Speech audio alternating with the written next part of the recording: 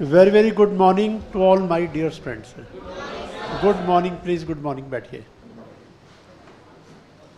Anyway, अब देखिए text का पेपर तो हो गया है कल। मैं आपको बता दूं कितने क्वेश्चन आते हैं, कितने करने हैं, स्कीम क्या होती है, थोड़ी स्कीम पता लग जाए। बाद में हम चारों पेपर हमारी साइट पे अपलोड कर देंगे, लिंक आपको दे देंगे, क्योंकि अभी तो सॉल्व नहीं होंगे ना जब तक पूरा सिलेबस खत्म नहीं होगा। जस्ट एक बार ये बात कर लें कितने क्वेश्चन आते हैं, कितने मार्क्स के। तो देखिए 30 मार्क्स तो निकाल दो, ये तो MCQ है, मल्टीपल चॉइस क्वेश्चन है। ये तो इंस्टीट्यूट देती नहीं है बच्चों को, देते नहीं है वो। ये भी प्रोटेस्ट में बात हुई थी भी आप MCQ क्यों नहीं देते, बच्चों को पता तो लगे MCQ किस टाइप के आते हैं।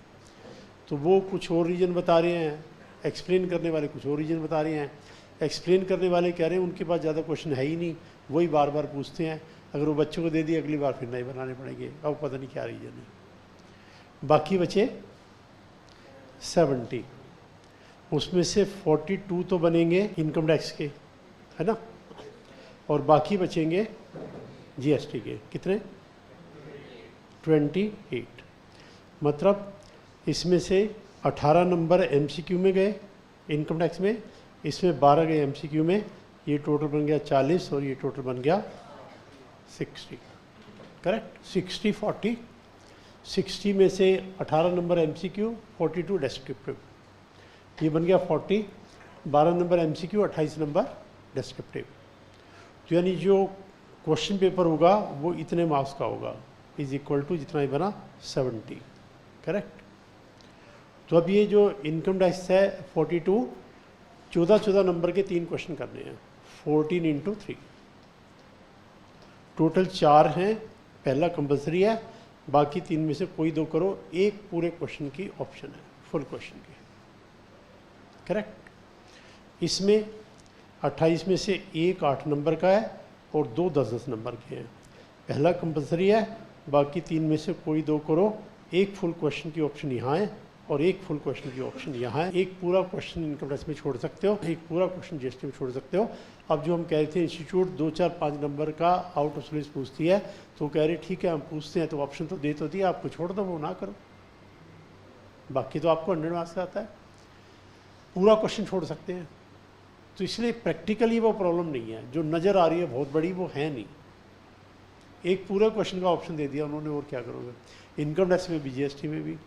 तो आप भाई जो हमने पूछा है आउट ऑफ सिलेबस बेकार है, ये है वो है, छोड़ो उसको, बाकी को कर लो। MCQ में तो गलत मार्किंग का स्कोप है नहीं, सब्जेक्टिव टाइप में हो सकता है कितना फ़र्क पड़ जाएगा गलत मार्किंग में, 2 4 5 नंबर कट जाएंगे, और क्या हो जाएगा। मतलब वो प्रॉब्लम नहीं है, वो निकाल देना अपने माइंड से। ठीक है? तो ये स्कीम रहेगी। क्वेश्चन पेपर मैं इसको स्कैन करवा के अपलोड करवा दूँ अपनी साइट पे, लिंक मैं आपको भिजवा दूँगा, सारे पेपर का भिजवा दूँगा। कोई और स्पेसिफिक पार्ट आप पूछना चाहे पूछ सकते हो।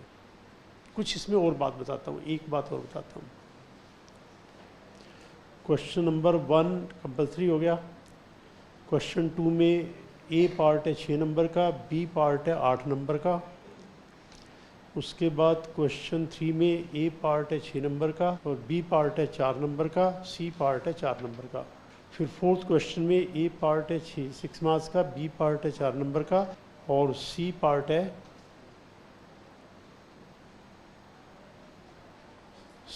4 नंबर का। जो बात बताने वाली वो ये है,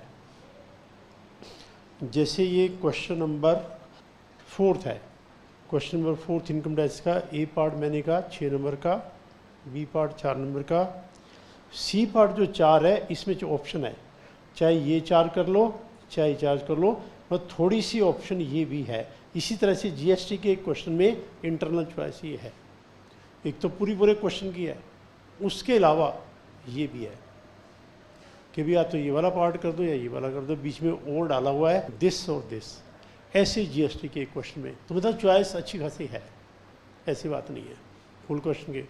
तो वो बात माइंड से फिर निकाल दो। 5 नंबर का आउट ऑफ सिलेबस था, 2 नंबर का पता नहीं क्या था, 1 नंबर का पता नहीं क्या था, जो भी हो। ठीक है? और कोई बात आपको पूछनी हो तो बताओ।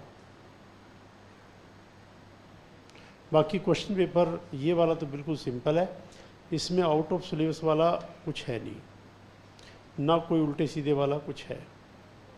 सीधे सीधे क्वेश्चन है, सीधी सीधी बात है, और मैं इसको अपलोड करूँ, आप देख लेना। मोस्टली जो बुक में एग्जामिनेशन क्वेश्चंस है उन्हीं से टैली हो रहे हैं, मोस्टली टैली हो रहे हैं। बीच बीच में मैं कभी कभी एक आध क्वेश्चन पढ़ दिया करूँगा बताने के लिए, देखो इस चैप्टर से ये आया, इस चैप्टर से आया, इस चैप्टर से आया। ठीक है, अभी जरा हम जीएसटी को आगे चलाते हैं। और किसी को कोई डाउट पूछने पूछिए, बुक सबको मिल गई। ठीक है, तो वो पार्ट जो हमने किया था उसके आगे चलते हैं।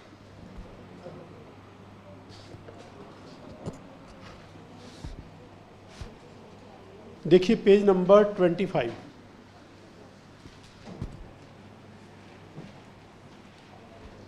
Illustration third. Mr. X is a dealer in Delhi. Purchased goods for rupees 10 lakh plus CGST 10 plus SGST 10. Sold the goods at a profit of rupees 2 lakh.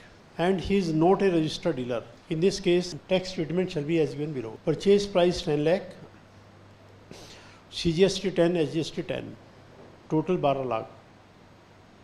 Input estate of CGST is not allowed because Mr. X is not registered. Cost 12 lakh, add profit 2 lakh.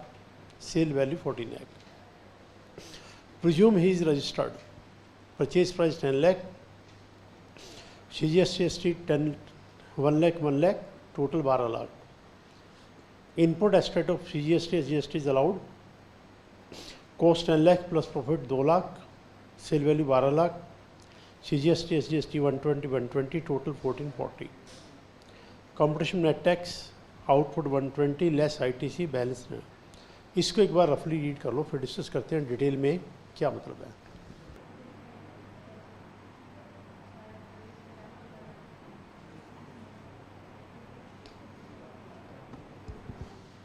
देखिए,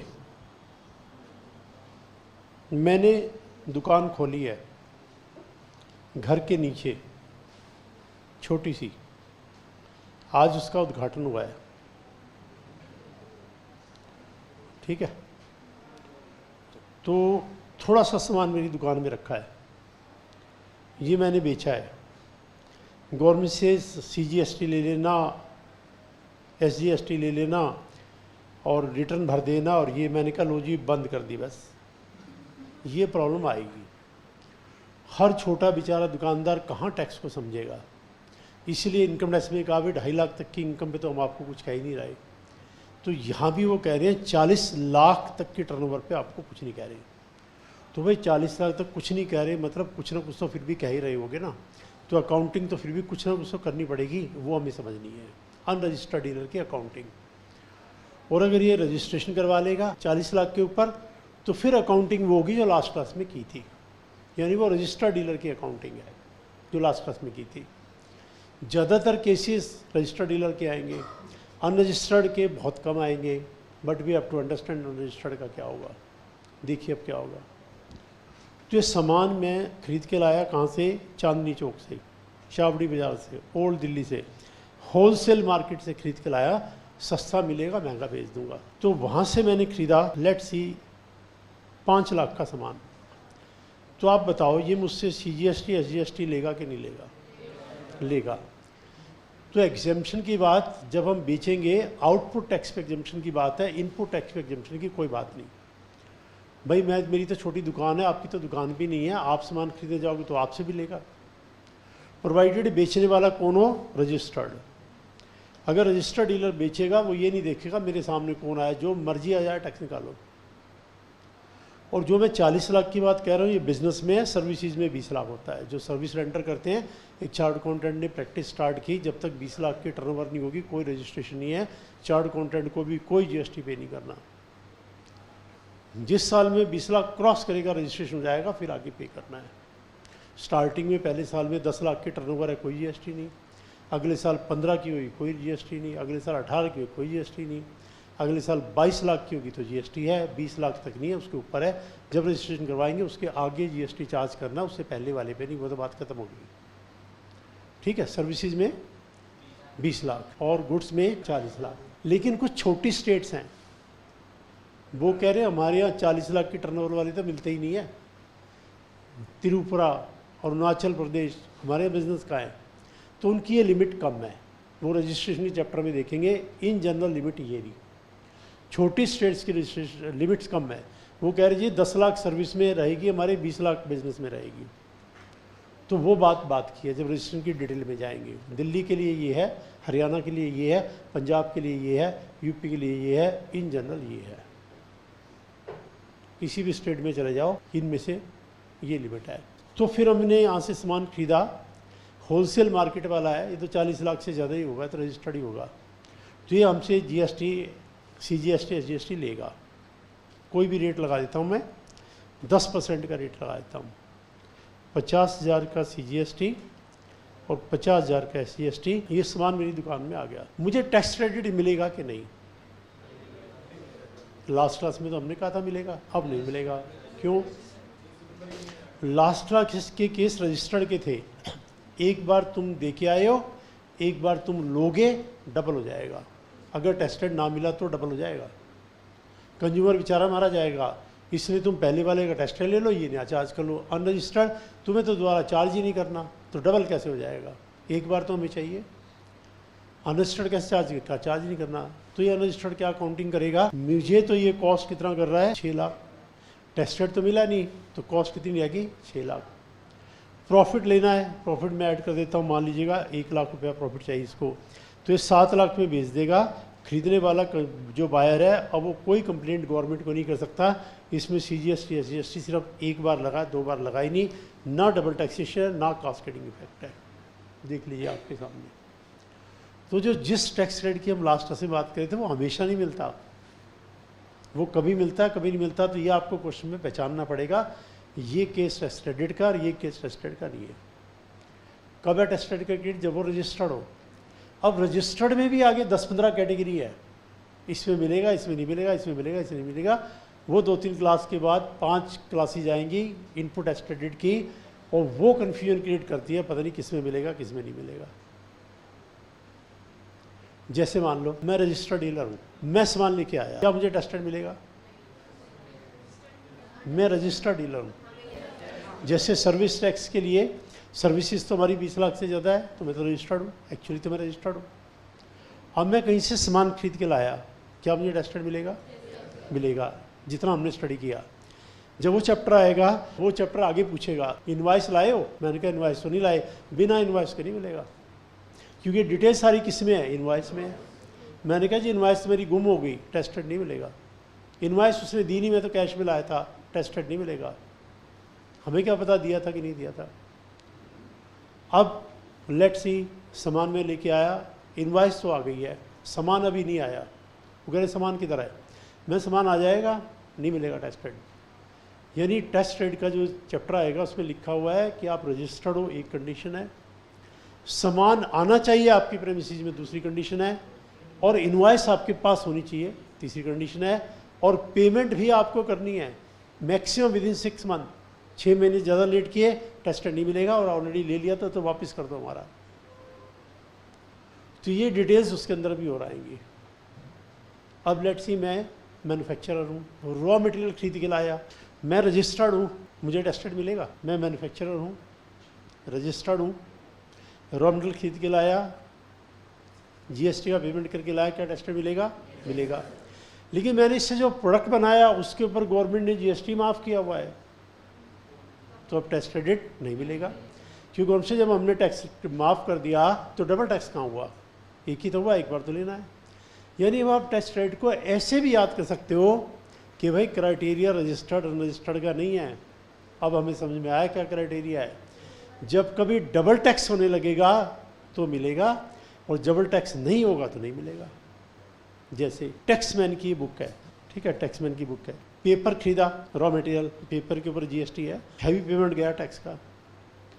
art paper खरीदा cover page बनाने के लिए, उसके ऊपर भी है। Book बनाई, बुक्स के ऊपर गवर्नमेंट ने GST माफ़ कर दिया कि भी ये तो स्टूडेंट खरीदेंगे, स्टूडेंट बुक्स की कॉस्ट ही बहुत ज़्यादा है, ऊपर से GST और लगा दो, सारे डिस्क्लेज हो जाएंगे। बुक्स की सेल के ऊपर कोई GST नहीं माफ़ है, तो क्या आप टैक्समैन को टेस्टेड मिलेगा? नहीं मिलेगा, बिकॉज आपका आउटपुट जो है, फाइनल प्रोडक्ट जो है, it is exempt from GST। Double tax कहाँ हुआ? तो एक बार तो टैक्स लेना ही है, तो स्टूडेंट को ये लगेगा कि हमें तो टैक्स माफ़ कर दिया, बिल्कुल है नहीं है, एक बार तो है, एक बार तो सबको देना है, 2 बार नहीं देना। और दूसरी बार अगर हम लगाते पहले का टेस्ट रेट मिलता तब भी डिफरेंस में थोड़ा सा टैक्स और आता। देखो कैसे, मान लो आउटपुट टैक्स लगा दे, 100 रुपया दिया था वो वापस मिल गया, आउटपुट पे 120 है तो 20 रुपये तो गए ना एक्स्ट्रा जेब से। तो जब हमें एग्जम्प्ट करते हैं तो जो डिफरेंस टैक्स है वही एग्जम्प्ट होता है। एक बार तो टैक्स सबकी पॉकेट से निकल रहा पता नहीं लगता। अगर गवर्नमेंट कह दे कि भी इसके ऊपर जीएसटी माफ़ है तो हर स्टूडेंट क्या कहेगा, जी हमने तो जीएसटी दिया ही नहीं दिया है। जो इसकी पेपर की कॉस्ट के ऊपर जीएसटी लगा उसका टेस्टेड नहीं मिला तो मैन्युफैक्चर ने क्या किया, वो बर्डन आपको पास ऑन कर दिया। इनडायरेक्ट टैक्स की मेन कहानी यही है कि बर्डन फाइनल कंज्यूमर पे जाता है। तो तब भी है टेस्टेड नहीं मिलेगा, इसके अंदर को कॉस्ट में जाएगा। तो ये बात भी ध्यान रखना, जब कभी टेस्टेड ना मिले तो कॉस्ट में ऐड करना मत भूलना, और टेस्टेड मिल जाए तो कॉस्ट में ऐड नहीं करना। तो ये सारे कॉस्टिंग के फैक्टर है, लेकिन कॉस्टिंग के अंदर इसकी बात नहीं की जाएगी, क्योंकि इसकी बात की तो कॉस्टिंग के टीचर को पूरा जीएसटी पढ़ाना पड़ेगा। तो वहाँ से बात गायब कर दी जाती है। कैसे गायब करते हैं, raw material purchase for ₹1 lakh और processing this much, profit this much, और बताइए उसकी कॉस्ट कितनी बनेगी और ट्रांजेक्शन वैल्यू कितनी बनेगी। टैक्स की बात ही नहीं की, और किसी बच्चे ने टैक्स के बारे में पूछा भी नहीं, माइंड में आया नहीं कि हाँ टैक्स भी तो बीच में होगा। लेकिन जब रियल लाइफ में चार्ट अकाउंटेंट के पास केस आएगा तो सी को दोनों बातें डील करनी पड़ेगी। भाई ये भी बताओ रॉ मटेरियल कितने का लगता है, जीएसटी कितना है, प्रोसेसिंग पे कितना लगता है, उसमें जीएसटी के फैक्टर क्या क्या है वगैरह वगैरह, फिर जाके प्रॉपर कॉस्ट निकलेगी। ये बीच में आएगा, इसके बिना कॉस्ट निकल नहीं सकती। आप देखो जो अनरजिस्टर्ड है और जो रजिस्टर्ड है, अगर इनको टैक्स की नॉलेज ना हो तो उसकी कॉस्ट किसी और तरीके से निकल रही है, इसकी कॉस्ट किसी और तरीके से निकल रही है। वो जीएसटी हटा के ले रहा है, ये जीएसटी मिला के ले रहा है। तो कॉस्टिंग कंप्लीट तभी होती है जब बीच में जीएसटी आ जाए। और आप देखना बीच में कॉस्टिंग में एक आध क्वेश्चन है जिसमें एक्साइज ड्यूटी लिखा होगा अभी भी, है ना, तो वो अब ऐड करनी है कि नहीं ऐड करनी है। कॉस्टिंग के टीचर साहब अपने अपने हिसाब से रिप्लाई देते हैं। अब मुझे नहीं पता क्या रिप्लाई दिया उन्होंने, ऐड करनी है कॉस्ट में कि नहीं ऐड करनी है। एक स्टूडेंट मुझे बताओ कॉस्टिंग में क्या बताया। मान लो एक्साइज ड्यूटी का पेमेंट किया मैंने रॉ मटेरियल की परचेज पे, तो मैं फाइनल प्रोडक्ट की कॉस्ट निकाल रहा हूँ, इसमें एक्साइज ड्यूटी ऐड करनी है कि नहीं करनी है।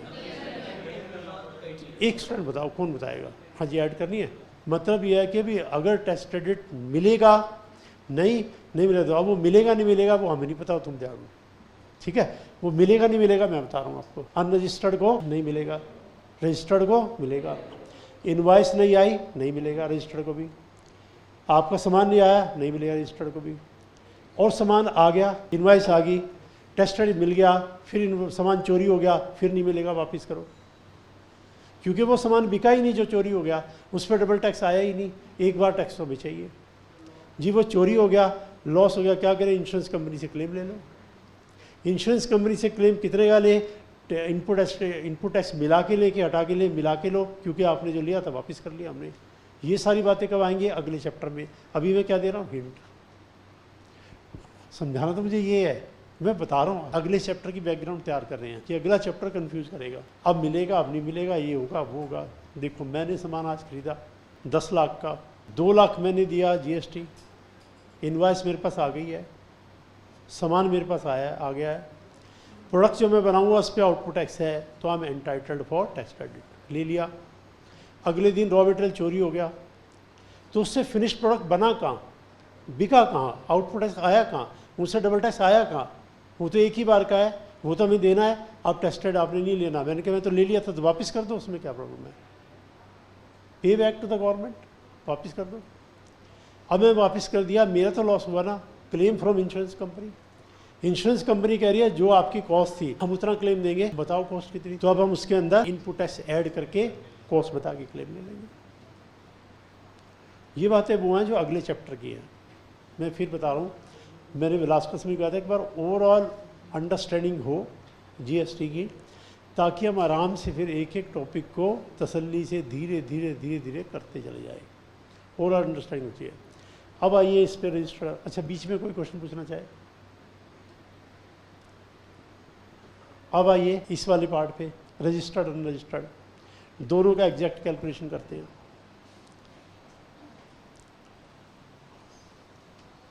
अनरजिस्टर्ड रजिस्टर्ड दोनों कैलकुलेशन। 10 लाख का सामान खरीदा, CGST 1 लाख, SGST 1 लाख, 12 लाख, इसने भी वही किया, ठीक है। इसको नो ITC, इसकी कॉस्ट 12 लाख, इसको ITC, इसकी कॉस्ट 10 लाख, कंपैरिजन दोनों का। इसने प्रॉफिट ऐड किया 1 लाख, इसने प्रॉफिट ऐड किया 1 लाख, इसने बेचा 13 लाख, नो आउटपुट, इसने बेचा 11 लाख, लेकिन 10% का 110 CGST और 110 SGST, इसने बेचा 13 लाख 20 हज़ार का। ये गवर्नमेंट को कितना देगा? 110 लेस ITC 10,000, और ये भी 110 लेस 10,000 SGST, 10,000 CGST। ये उसका कैलकुलेशन, ये उसका कैलकुलेशन।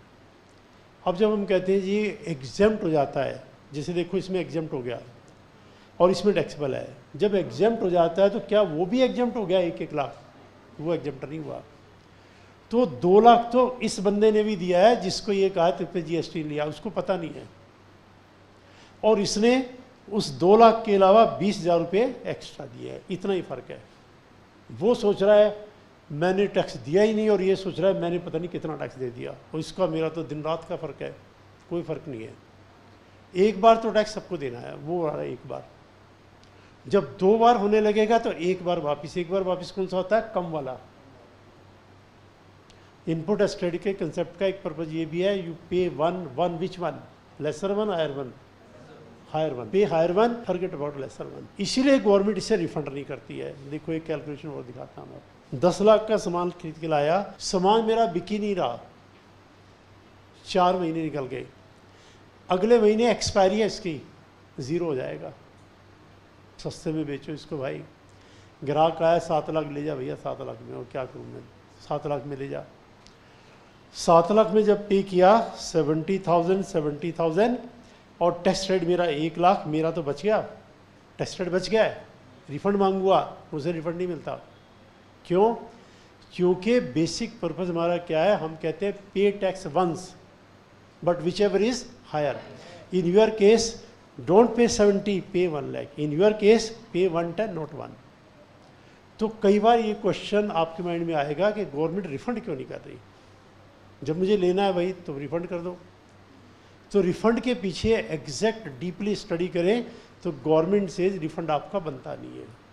हमने ये नहीं कहा था कि आप टेस्ट रेट ले लो और ये पे, हमारा कहने का मतलब ये था डबल नहीं लेंगे, सिंगल लेंगे। सिंगल कौन सा? इनपुट वाला, आउटपुट वाला, विच एवर इज हायर। अब तुम्हारा आउटपुट वाला कम हो गया, इनपुट वाला ज़्यादा हो गया, तो ये दे दो। और बायर कंप्लेंट कर नहीं सकता, उसको हम कहेंगे एक बार तो लेना हमने, ठीक है। ये इसका डीपर एस्पेक्ट में बता रहा हूँ, जो कि इन जनरल लिखा नहीं हुआ कहीं भी।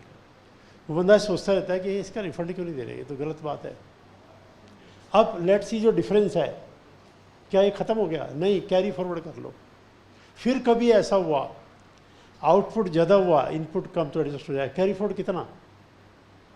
Set of carry forward income tax वाला कितने साल? 8 ईयर। और यहाँ कितना? अनलिमिटेड। 100 साल, 200 साल, 500 साल, करते जाओ करते जाओ। हम वापस नहीं करेंगे बस। फाइनली बिजनेस बंद कर दिया तो भूल जाओ इसको। जो आपको बचा था tax credit, forget about it. वहाँ 8 साल निकल गए, फॉरगेट अबाउट इट। यहाँ बिजनेस बंद हो गया, फॉरगेट अबाउट इट। तो ये सिस्टम रहेगा अनरजिस्टर्ड का, वो रहेगा रजिस्टर्ड का। बीच में इनकम टैक्स डाल देते हैं, left side income tax. Registered का इनकम टैक्स कितना, अनरजिस्टर्ड का, रजिस्टर्ड का, दोनों का इनकम टैक्स का सेम सिस्टम। बताओ ग्रॉस रिसिप्ट कितना? 13 लाख। टैक्स तो है ही नहीं, टैक्स ना है। अभी कैलकुलेशन P&L बना देता हूँ, क्लियर हो जाएगा। 13 लाख। बताओ आपकी कॉस्ट 12 लाख। बताओ आपका प्रॉफिट 1 लाख। ये रहा। अदर एक्सपेंसेस है तो माइनस कर लो, selling and distribution. Let's forget about it. निकालो टैक्स 1 लाख पे। इधर आ जाओ। टर्नओवर कितनी है? 11 लाख, क्योंकि ये तो टैक्स है, टैक्स टर्नओवर में नहीं आएगा। सेक्शन 10AA, इंडिया के बाहर सामान भेजा है, फ्रेट चार्जेस, कम्युनिकेशन, एक्स्ट्रा वाले टर्नओवर में नहीं आएंगे। ये तो पेबल टू द गवर्नमेंट है, लायबिलिटी है, जीएसटी पेबल अकाउंट में जाएगा, हमारा थोड़ा गवर्नमेंट के नाम से मैंने टैक्स इकट्ठा करके मैं अपनी जेब में डाल दूँ, क्या मतलब है? तो लायबिलिटी है, अलग से रख दिया मैंने। मेरी टर्नओवर 11 लाख है, कॉस्ट कितनी है 10 लाख, वंस अगेन प्रॉफिट कितना है 1 लाख, 1 लाख इसका था, 1 लाख ये आ गया, उसका पिंड ऐसे बने, ऐसे पिंड है, प्रॉफिट सेम आ गया 1 लाख, क्योंकि इनका अपना प्रॉफिट तो सेम है। तो यहाँ पे टर्नओवर 11 लाख टैक्स फैक्टर हटेगा, लेकिन कॉस्ट 10 लाख बनेगी, क्योंकि वो टैक्स वापिस हो गया, कॉस्ट में नहीं आएगा। वो आईटीसी रिसीवेबल अकाउंट में जाएगा, रिसीवेबल अकाउंट अलग है, पेबल अकाउंट अलग है, गवर्नमेंट का अकाउंट अलग है, ये लेना है, ये देना है, डिफरेंस बैंक अकाउंट से पेमेंट हो जाएगा। Receivable 1, payable 110, pay 10,000 from the bank, account nil, government का हिस्सा पूरा हो जाएगा। वो मैं इसकी अकाउंटिंग भी दिखा दूँगा, अकाउंटिंग सिलेबस में नहीं है, लेकिन हमने डाल रखी है अकाउंटिंग। अब इसकी पूरी अकाउंटिंग दिखाता हूँ, उसकी अकाउंटिंग कैसे होगी, इसकी अकाउंटिंग कैसे, फुल अकाउंटिंग कैसे होगी, उस अकाउंटिंग से और समझ में आ जाएगा आपको। फॉर द टाइमिंग क्लियर है, सिंपल कैलकुलेशन है। पहले आप यहाँ तक डाउट पूछ लीजिएगा, फिर मैं अभी अकाउंटिंग दिखाता हूँ आपकी।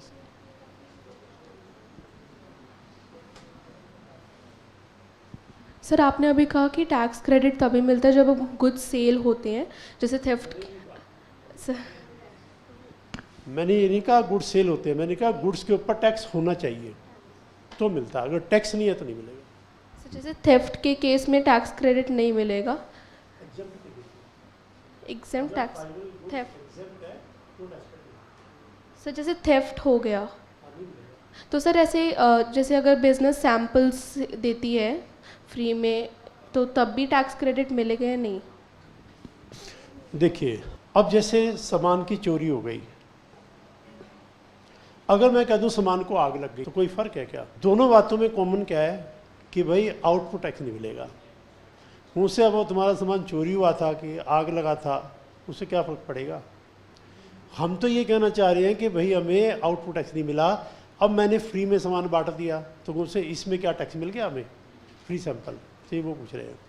तो उसमें ना करीब 7-8 वर्ड लिखे हुए हैं, this this this this this this, तो सबका मतलब एक ही है।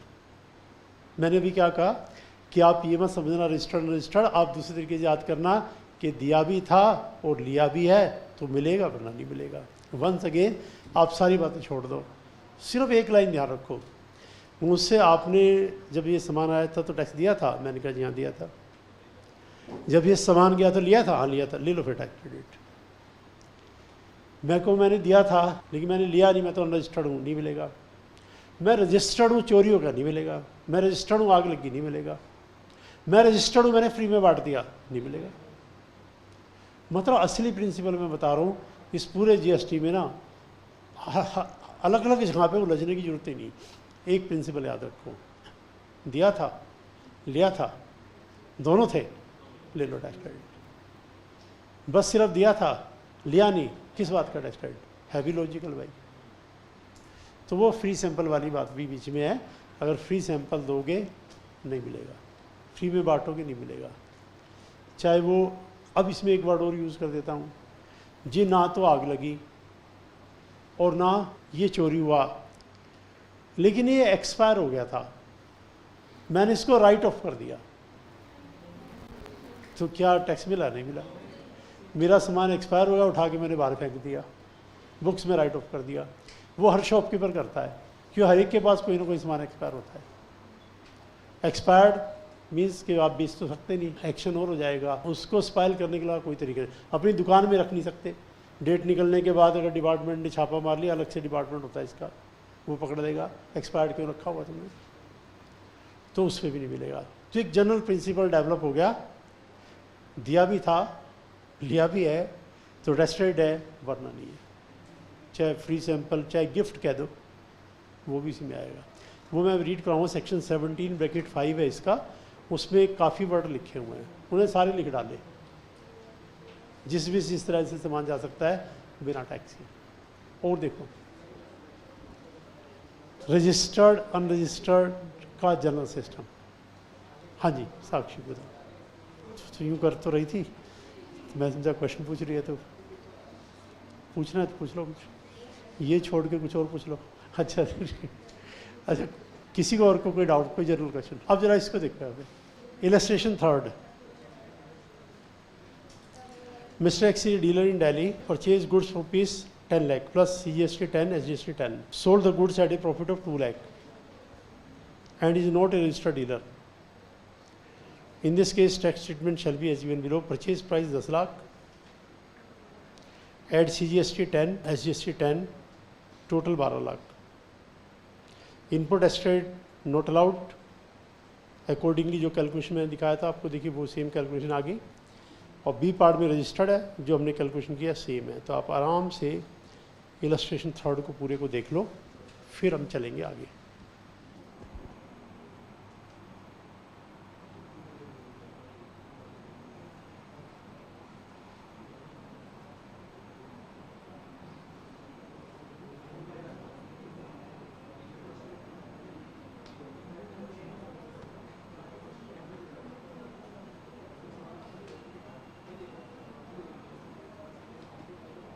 देखिए इलस्ट्रेशन नंबर 4, एबीसी में purchase raw material 7 lakh plus CGST 10 plus SGST 10, processing charge 3 lakh, profit 40% cost, entire product was sold, output GST 10, compute ITC, output net tax, also amount for which product is sold, person registered, person not registered. First part, person registered, raw material 7 lakh, input tax दिया है 840, लेकिन taste add मिल जाएगा तो cost रह जाएगी 7 lakh. Processing add करो, profit add करो और ट्रांजैक्शन वैल्यू आ गई, उसके ऊपर आउटपुट टैक्स चार्ज करेंगे क्योंकि ITC मिल गया था, और आउटपुट से ITC लेस करेंगे तो नेट टैक्स आ जाएगा। फिर बात करते हैं अनरजिस्टर्ड की, 840 कॉस्ट बनेगी, टेस्ट ऐड मिलेगा नहीं, उसमें प्रॉफिट ऐड कर लो, आउटपुट टैक्स आएगा नहीं। सेम ही क्वेश्चन है, एक बार वो रीड करके देख लो।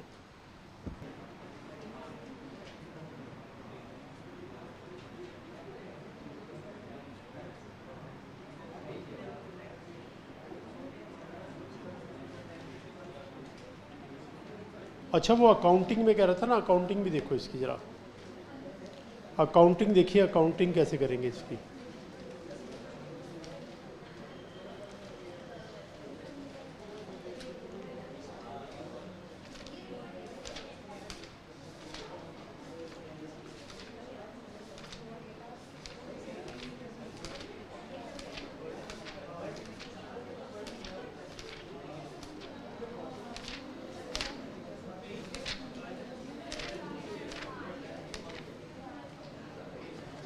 देखिए page number 486, 486,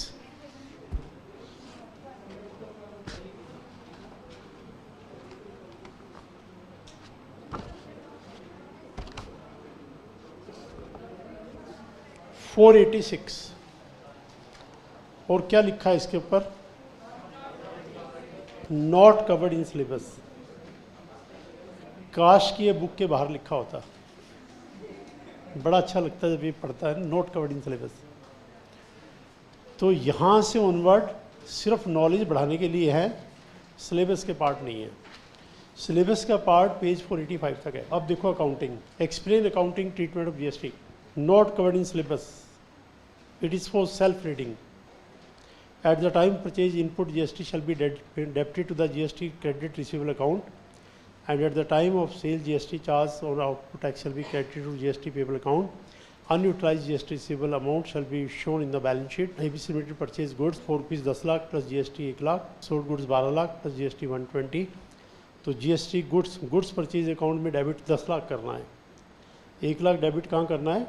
GST credit receivable, क्योंकि हमारी कॉस्ट नहीं है तो हमने लेना है, और बैंक से पेमेंट जाएगा 11 लाख का। डीलर पासिस फॉर एंट्री, जब हम सेल करेंगे तो बैंक के अंदर आया 13,20,000, लेकिन वो सारा हमारा नहीं है। सेल्स अकाउंट में 12 लाख है और 1,20,000 गवर्नमेंट का पेबल है, लाइबिलिटी का पार्ट है। जब गवर्नमेंट को फाइनल पेमेंट करेंगे हर महीने की, अगले महीने की 20 तारीख को, तो एंट्री ये पास होगी, dealer passes following entry to record the liability for GST payable met by using the balance of GST। GST payable हमने देना था 120 और लेना था 1, ये तो सेटअप हो गया, बाकी बैंक से 20,000 रुपये का पेमेंट कर दिया। ठीक है जी। Balance in GST credit receivable, ये हमारा एसेट है, will be disclose the balance sheet. Extract from balance sheet asset, current asset, short term loan advances, GST credit receivable account, जितना अमाउंट है मेंशन कर देंगे। GST receivable account which is expected to be realized within the next 12 months from the balance sheet date। ये accounting है इसकी। ये ना तो आपके CA इंटर के अकाउंट्स में है और ना आपके CA फाइनल के अकाउंट्स में है। ये गाइडेंस नोट में दी हुई है जो इंस्टीट्यूट प्रैक्टिसिंग चार्टर्ड अकाउंटेंट को गाइडेंस नोट भेजती है। रीड करके देख।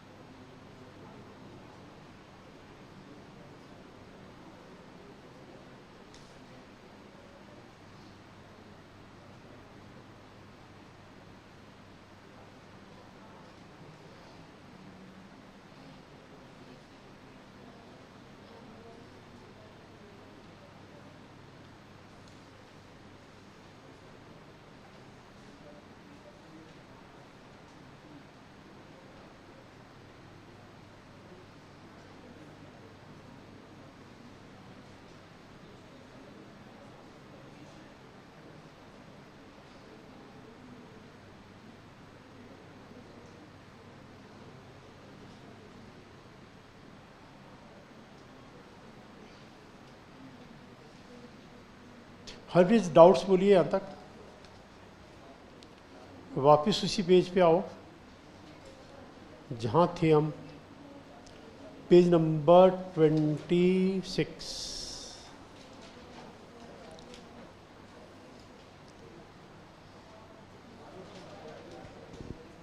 यहाँ तक डाउट बोलिए।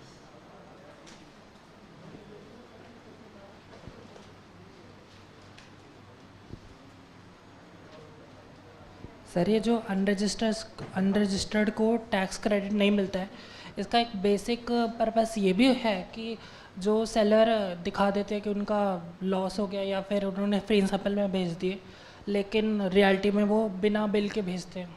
जैसे कई सेलर्स बिना बिल के सेल करते हैं ना।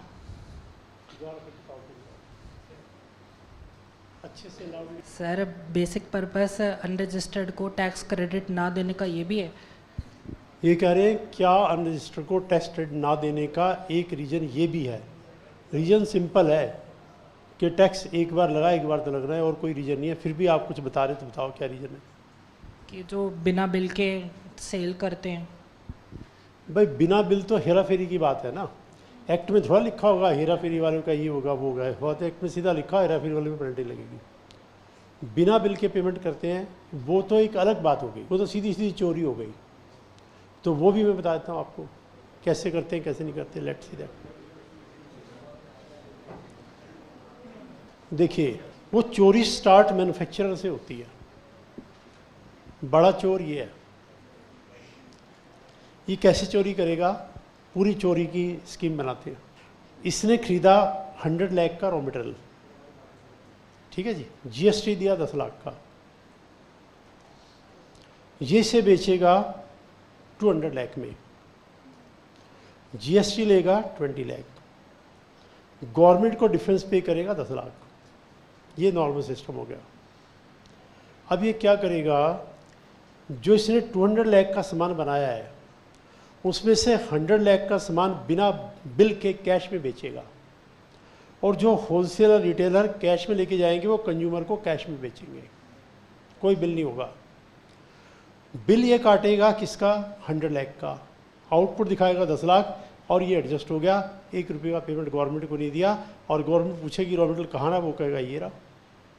सामान आपने 2 नंबर में बेचा, वो कहेगा बिल्कुल नहीं ये रहा, 1 नंबर में बेचा है, दिखाओ कहाँ बेचा 2 नंबर में, और ये 2 नंबर में निकला यहाँ से। ये इसको बेचेगा कि भाई 100 + 10 अगर बिल देता तो तू कैश में ले जा, 100 + 5 दे जा, 5 तू बचा ले 5 में बचा ले, 50-50।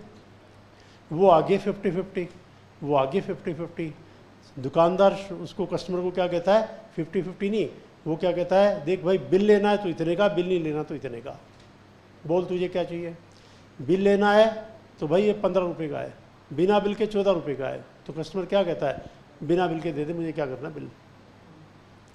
तो ये हर लेवल पे डिस्ट्रीब्यूशन ऐसे होता है। इसमें रजिस्टर्ड अनरजिस्टर्ड की बात नहीं है, ये तो एक अपने आप में एक अलग दुनिया है और इस दुनिया को रोकना बहुत मुश्किल काम है। बिल्कुल पीछे पड़ जाए गवर्नमेंट, मोदी जी की सीबीआई, ईडी, फिर तो वो जान खा जाएंगे। फिर जान वो ये खा जाएंगे कि 100 लाख के रॉ मटेरियल से जरा हमें फिनिश गुड्स बना के दिखाओ कितनी बनती हैं। और अब बताओ, ये 10 क्विंटल था, इससे जो आपने सामान बनाया, मान लीजिए 15 क्विंटल बनाया, 15 क्विंटल का रेट बताओ, वो तो 200 लाख बनता है, तो 100 लाख में कैसे बिका? बाकी कहाँ है? आधा तुमने 2 नंबर में बेचा, आप नहीं मानते। क्योंकि रॉ मटेरियल से हम ये पता लगा सकते हैं कि फिनिश प्रोडक्ट कितना होगा, यस और नो। रॉ मटेरियल खरीदा है 200 कागज, एक बुक में लगे हैं 200 कागज, ठीक है, बराबर हो गया ना, 200 है 200 है। रॉ मटेरियल खरीदा है 400 कागज, बुक बनी है एक कहाँ गई? बुक पे तो जीएसटी है नहीं, मैं तो एग्जाम्पल ले रहा हूँ, एक कहाँ गई? 2 नंबर में बिक गई। तो ये पैरेलल दुनिया है। अब जैसे डोलो टेबलेट है, पैरासीटामोल, कोरोना में हर डॉक्टर ने डोलो लिखी। अब वो डोलो बनाने वाली कंपनी ने क्या किया, 20% तो बेचा बिल के साथ, 80% बिना बिल के निकाल दिया। पता नहीं 1000 करोड़ का प्रॉफिट है कि 2000 करोड़ का प्रॉफिट है, अभी इनकम डिपार्टमेंट ने छापा मारा है उसमें। अब उसमें कितना रॉ मटेरियल था, कितना फिर फिनिश प्रोडक्ट बना, कुछ नहीं पता, लेकिन पीछे पड़ जाएंगे तो सारा हिसाब किताब कर लेंगे। और जितना टैक्स रेट होता है, इसका सिस्टम क्या होता है, आप उतना ही 1 नंबर में दिखाओ कि आपका टैक्स रेट एडजस्ट हो जाए। बिकॉज इसको भी अगर आपने 2 नंबर बेच दिया तो 10 लाख गवर्नमेंट वापस तो करती नहीं, करोगे क्या? आगे एडजस्ट होगा नहीं होगा तो बात की बात है। तो इसलिए उतना आउटपुट में दिखाओ कि ये टैक्स क्रेडिट मिल हो जाएगा, जेब से और ना देना पड़े। तो इसलिए हर जगह पे ये ऑप्शन होता है, बोलो भाई बिल चाहिए, बिल नहीं चाहिए, बिल चाहिए इतना, बिल नहीं चाहिए इतना। किसी शॉपकीपर आप इन जनरल ट्राई कर देखिएगा, छोटे मोटे सामान में तो बॉदर करते नहीं, बड़े सामान की बात करो तो मान लो किसी सामान लेना 10 लाख का, तो उससे बात कर लो कि भाई 10 लाख का सामान लेना कितने का पड़ेगा। वो कहेगा जी पेमेंट बताओ कैसे करोगे, कैश में करोगे बिल नहीं लोगे तो इतना, आप चेक से करोगे और बिल लोगे तो फिर इतना। तो ये पैरेलल एक चलता है, वो तो ये है, इसमें ना टैक्स रेट लेना ना देना ना कुछ नहीं होता, चलता रहता है। इसमें इनकम टैक्स भी तो बचेगा। देखो जीएसटी बचा 10 लाख, अभी अकाउंटिंग हुई नहीं, ये अकाउंट में पैसा गया ही नहीं, तो इनकम में आएगा ही नहीं। तो 35% तो इनकम टैक्स बचता है, मान लो हैवी इनकम वाला है सरचार्ज लगा के, और 18 या 20 जो भी रेट है ये है, मतलब सीधा सीधा भाई आधे का फ़र्क है, 50% का फ़र्क है। 1 नंबर में बेचोगे तो इतना पैसा तो टैक्स में चला जाएगा, लगभग आधा। 2 नंबर में आधा बचेगा। तो टैक्स का रेट अगर बहुत ज़्यादा हो तो लोगों को मोटिवेट करता है हेरा फेरी करने के लिए, और टैक्स का रेट कम हो तो लोगों को मोटिवेट करता है हेरा फेरी ना करें। तो टैक्स का रेट जो इकोनॉमिस्ट है वो कहते हैं कि रीजनेबल होना चाहिए, it should not be too much. Starting में जीएसटी का रेट सर्विसेज पे था ही नहीं, एजुकेशन को एग्जम्प्ट किया हुआ था। फिर बाद में मनमोहन सिंह ने 4% लगाया था, वो 4% तब भी ठीक था। अब देखो 18%, भाई 18% हमें क्या फ़र्क पड़ रहा है, हम तो स्टूडेंट से 18% ले लेंगे, जाएगा तो आपकी पॉकेट से ना। एक वो ज़माना था जब हम सीए इंटर की 92 93 के अंदर 3000 रुपीज़ फीस थी, 3000 रुपये, क्योंकि ये सब टैक्स का कुछ नहीं था। बच्चे कैश लाते थे, कैश पॉकेट में डाला, ना रसीद बुक होती थी, ना कुछ और, ना रजिस्ट्रेशन, ना कुछ और, तो 3000 में काम चल जाता था। फिर ये करो वो करो वो करो, फिर बढ़ते बढ़ते बढ़ते बढ़ते बढ़ते देखो यहाँ तक आ गए, क्योंकि इसमें टैक्स फैक्टर इतना है ना भाई, सीधा सीधा आधा तो टैक्स में है ही ना। फिर एक्सपेंडिचर भी है, सब निकाल लो, बचता वही है पर स्टूडेंट 3000 4000 5000, इससे ज़्यादा नहीं, वो भी 5 महीने का, 1 महीने का नहीं है। मतलब एक स्टूडेंट पर 1 महीने का 1000 रुपया है।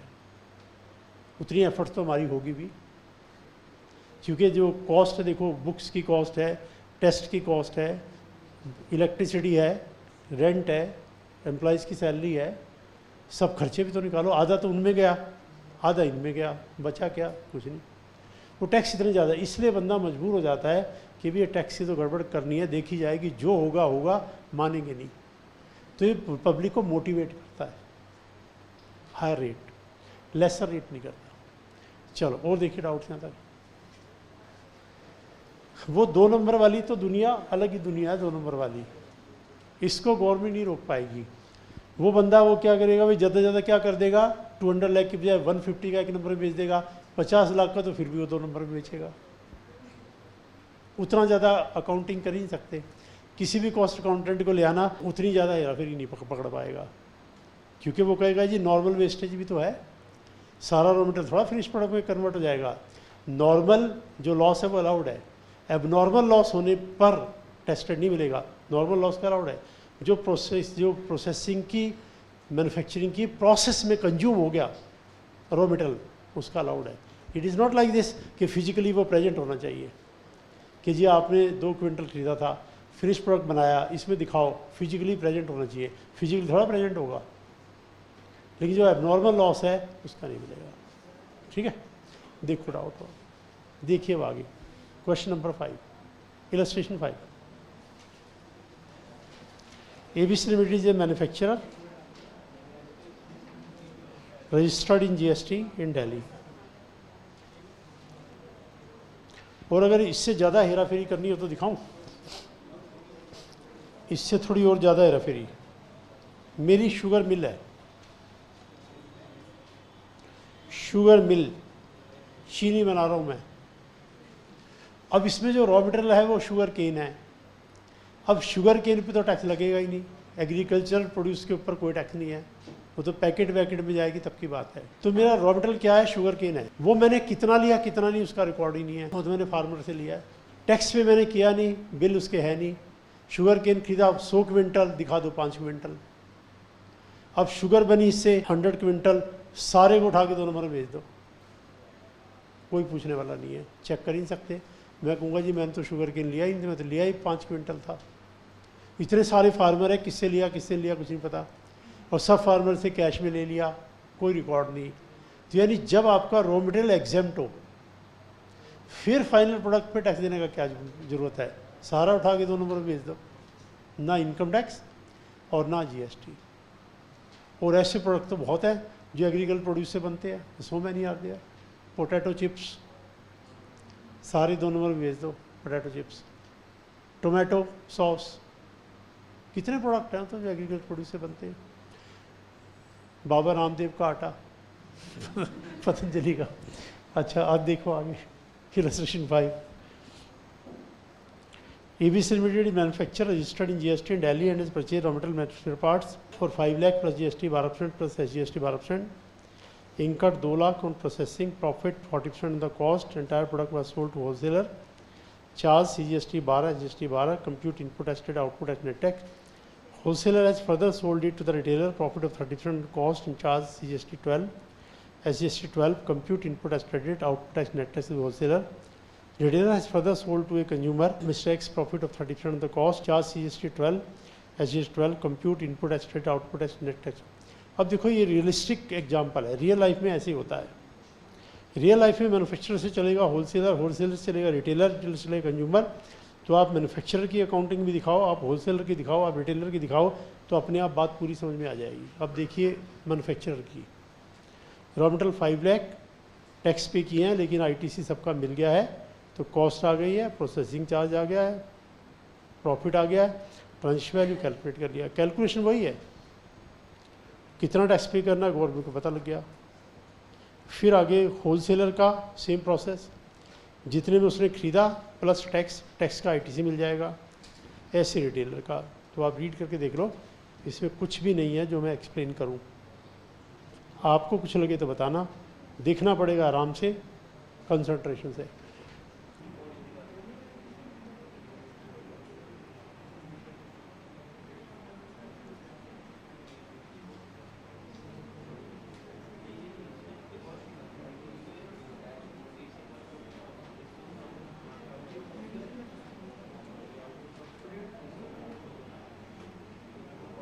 हाँ जी, जिसको डाउट है पूछ लीजिएगा। सेम कैलकुलेशन है, वही मैन्युफैक्चरर का, वही होलसेलर का, वही रिटेलर का। इनपुट एस्टेट लेते जाओ, आउटपुट चार्ज करो, लेस करो, बैलेंस का पेमेंट कर दो। सर कोई भी प्रोडक्ट में जो प्रिंटेड रेट होता है उसमें SGST CGST होता है, तो होलसेलर और फिर रिटेलर तो उसमें ऐड ऑन नहीं कर, मतलब वो कैसे अपना प्राइस मतलब SGST CGST ऐड करेंगे? ये कह रहे हैं प्रोडक्ट के ऊपर लिखा होता है मैक्सिमम रिटेल प्राइस MRP, है ना, बहुत सारे प्रोडक्ट पे लिखा होता है ना, तो फिर इसमें तो कुछ ऐड लेस हो ही नहीं सकता, फिर टैक्स का क्या हिसाब होता है, इस पूरे सिस्टम को भी समझिए। मैं मैन्युफैक्चरर हूँ, एक प्रोडक्ट बनाया मैंने 100 रुपये का, 10 रुपये मेरा प्रॉफिट है, एक बार टैक्स के फैक्टर हटा देता हूँ, फिर टैक्स बीच में मिला लेंगे, तो होलसेलर को बेचा 110 रुपये में और होलसेलर ने लिया 10 रुपये प्रॉफिट, उसने रिटेलर को बेचा 120 रुपये में, उसने लिया 10 रुपये प्रॉफिट, कंज्यूमर के हाथ में 130, ठीक है, टैक्स फैक्टर हटा दिया मैंने। कंज्यूमर को लगता है 130 में भी ये प्रोडक्ट बहुत अच्छा है भाई, टॉप की क्वालिटी है और ज़बरदस्त सेल इसकी मार्केट में चल रही है, लोगों को पसंद है, प्रोडक्ट चल रहा है।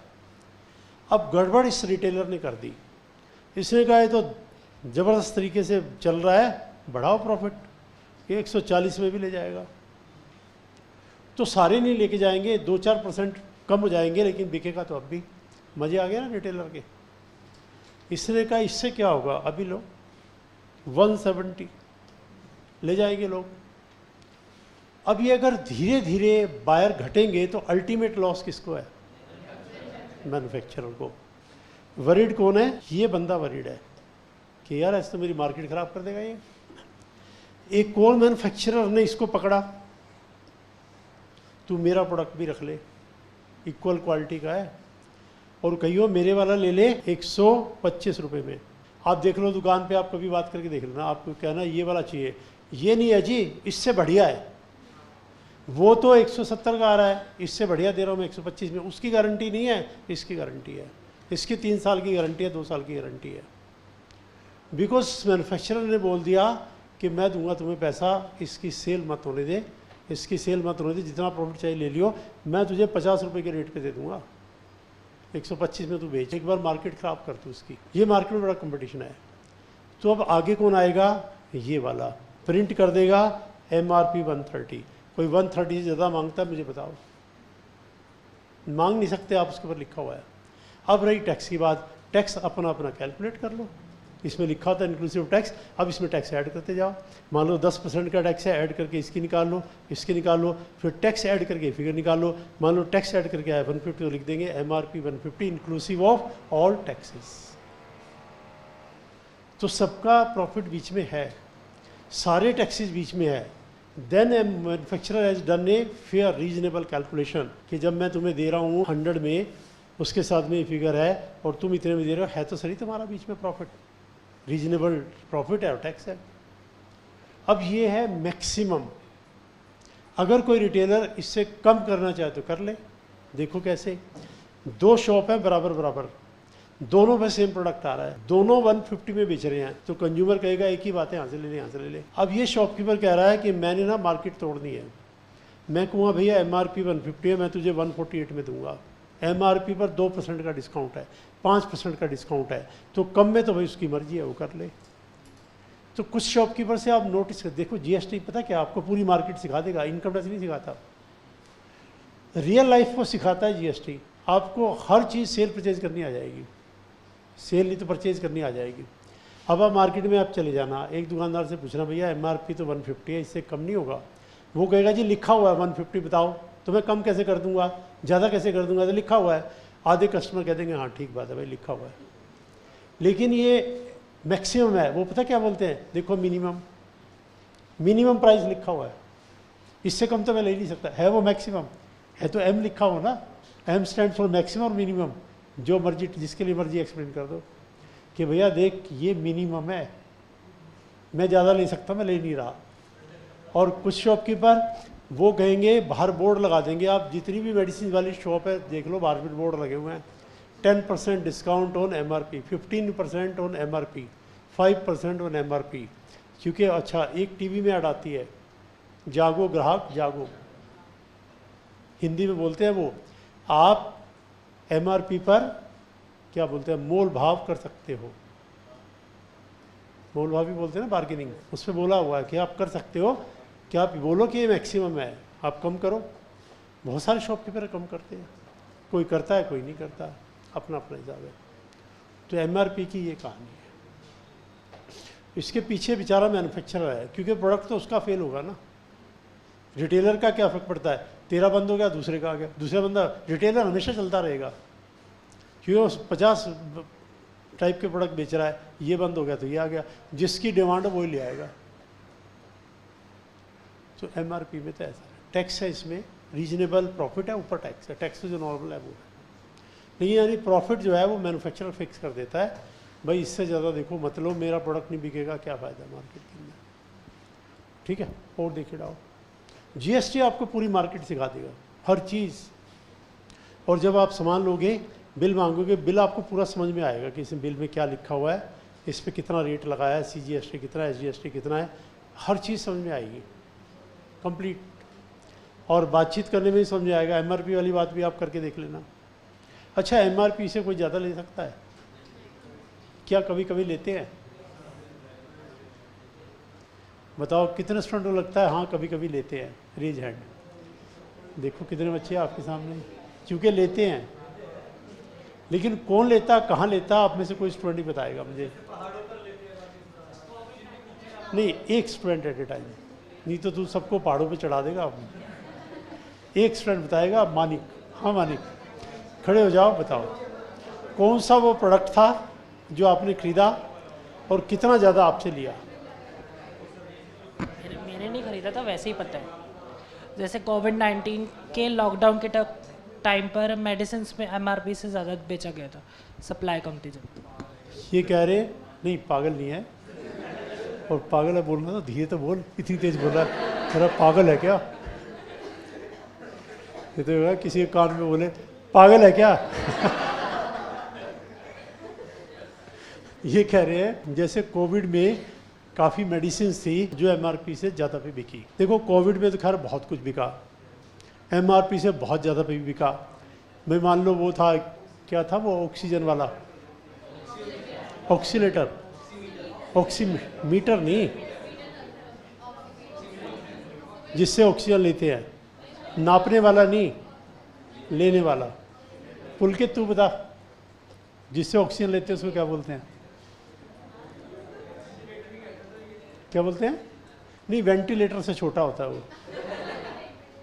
चलो एनीवे, तो वो क्या होता है, जैसे वेंटिलेटर तो है ना, भी हॉस्पिटल जाना पड़ेगा, वो छोटा इंस्ट्रूमेंट होता है, वो घर में रख लो, ऑक्सीजन लेने के लिए काम आता है कि भाई इमरजेंसी में मान लो बेड नहीं मिला, वेंटिलेटर तो कुछ तो काम चलाएगा। तो वो था करीब 50,000 का, कितने का, 2-2 लाख रुपए का मार्केट बिक रहा था।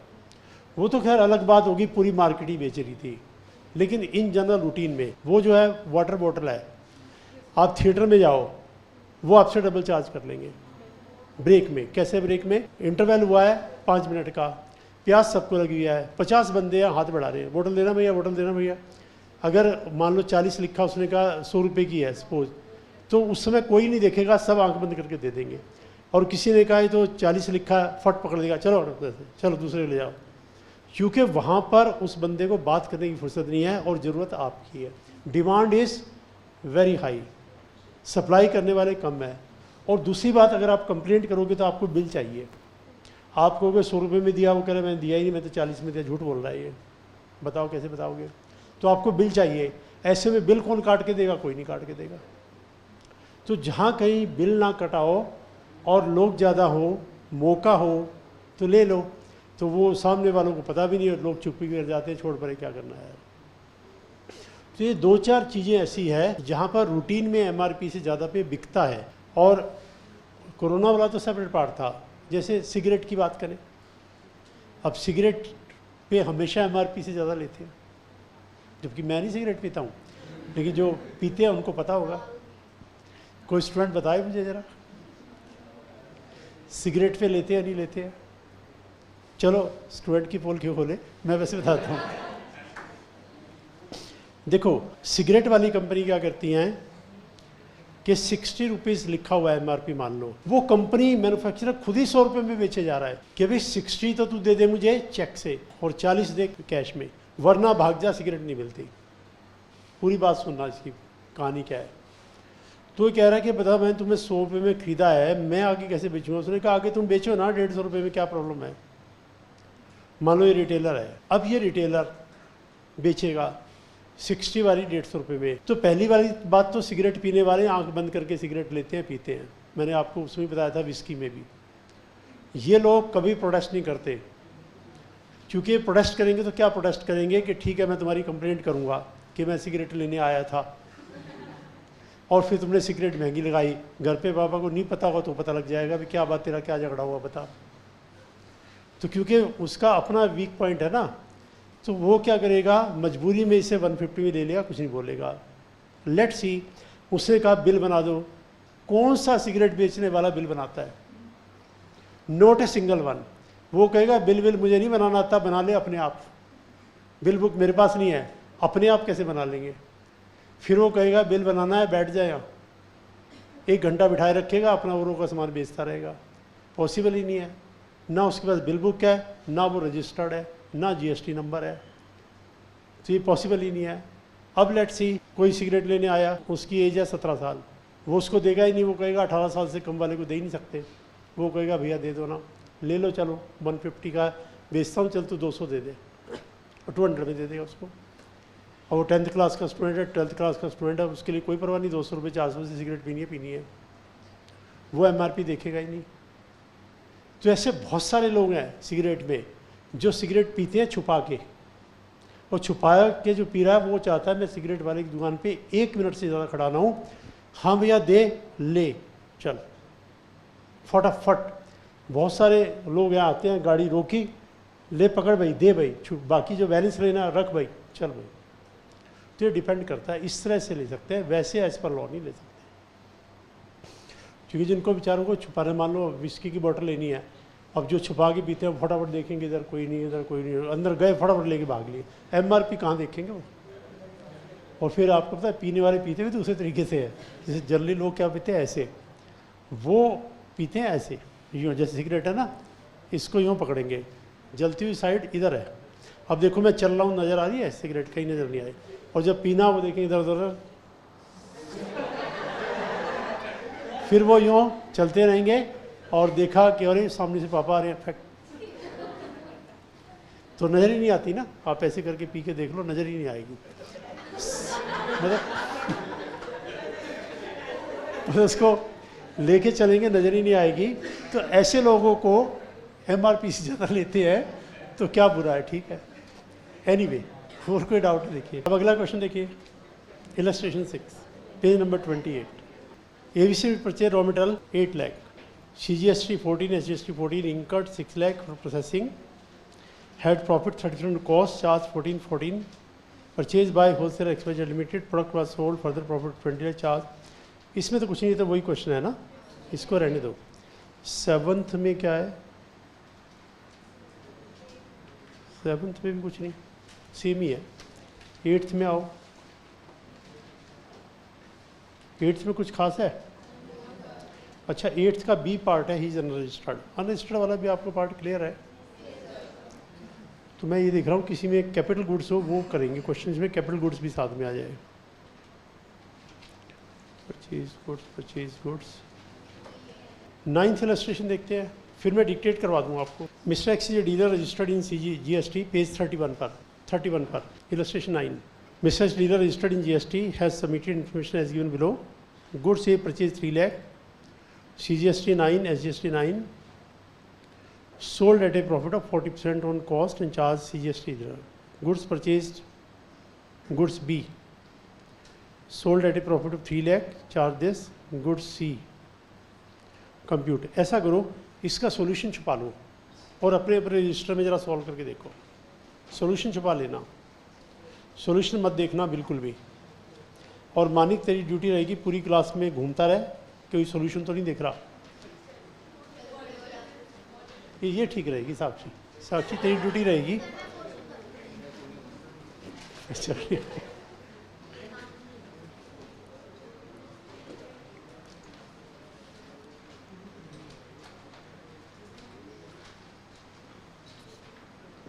कोई स्टूडेंट जो क्लास में मॉनिटर बनना चाहे आज के लिए, अभी के लिए, जो चेक करेगा, कोई सोल्यूशन तो नहीं देख रहा? अच्छा ठीक है।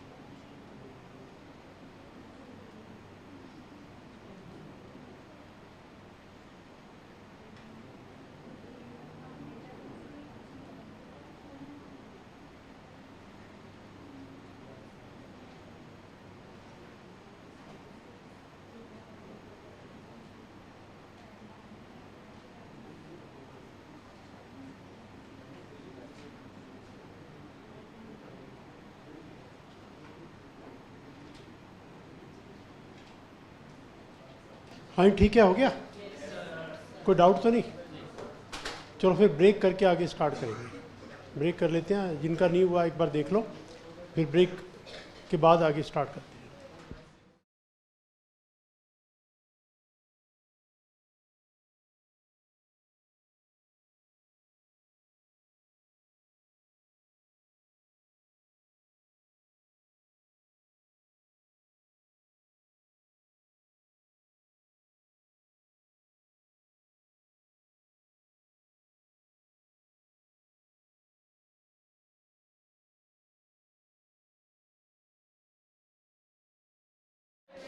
हाँ please, page number 33, page number 33। थोड़ा अब आगे चलते हैं, फिर डाउट्स टेकअप करेंगे। इंटर स्टेट सप्लाई, पहले सारे एग्जाम्पल में सेलर बायर दोनों सेम स्टेट में थे। अब फर्क ये पड़ेगा, सेलर किसी स्टेट में, बायर किसी स्टेट में। तुम कहाँ, हम कहाँ। Mister X is a dealer registered in GST, purchase goods from Haryana 10 lakh plus IGST 12%, goods were sold in Delhi at a profit of 1 lakh, charge CGST 6%, SGST 6%. In this case, sale value and tax charge shall be given below. Purchase price 10 lakh, IGST 12%, total 11-20, cost 10 lakh क्योंकि tested मिल जाएगा 1-20 का, add profit sale value, charge CGST SGST, तो CGST SGST आ जाएगा और ITC adjust हो जाएगा और बैलेंस पेबल आ जाएगा। देखो एक बार रीड करके।